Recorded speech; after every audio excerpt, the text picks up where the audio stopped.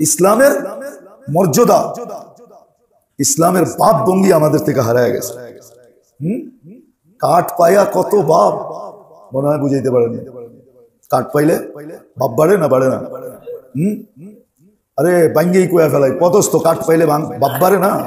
হ্যাঁ, তো আপনি যে মুসলমান, আপনার তো কোনো বাবই নাই। আমি যে মুসলমান, হাদিস তো এটাই বলছে।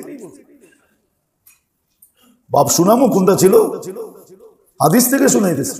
এই জন্যই সাহাবা স্লোগান দিতেন, মাইয়া রব্বি, আমার লগে রব আছে। বেশি টক্কর লাগাইস না আমার লগে, বেশি পাঙ্গা নিস না আমার লগে, হ্যাঁ, বেশি কাছে আইস না আমার লগে, বেশি জোলাইস না আমার লগে, বেশি ঝগড়া গুলো করিস না আমার সাথে। কে আছে? এখন আমরা কি কই? কার্ড আছে, ঠিক না? কি বাড়ি করে কি দেখায়? আমার লোকের কার্ড আছে। ওই সময় কি বলতো? কেননা ইসলামের হাইবত ছিল ভিতরে। আজকে এই দুরবস্থা আমরা আল্লাহর চোখের থেকে রহমতের দৃষ্টি থেকে তাইলে মুসলমান এত নির্যাতিত কেন হবে? সারা দুনিয়া নির্যাতিত, প্রত্যেক ব্যক্তি তার ঘরে নির্যাতিত না? নির্যাতিত না?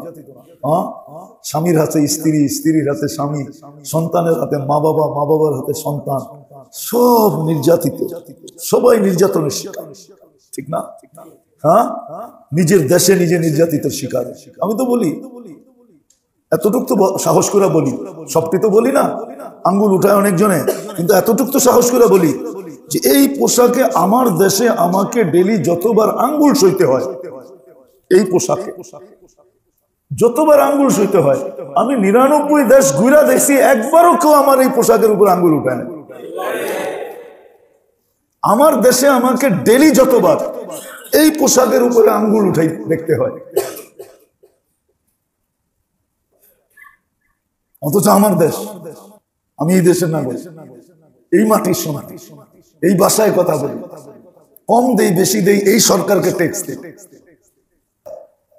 তারপরও আমাকে ডেলি 2-4-10 বার এই পোশাকের জন্য আঙ্গুল দেখতে হয়।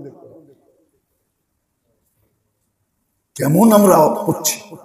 কারণ এটাই যে আমরা গায়ের তরিকার মোহাব্বত এখানে ঢুকাইছি, যদিও আমি ডেলি পানাচ্ছি 32 বার, আর গায়ের তরিকায় নিজেকে সাজাইছি না?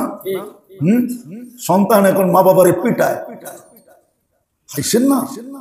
রোগ এই জন্যই আসেন। তওবা করি, আজকের থেকে ভাবি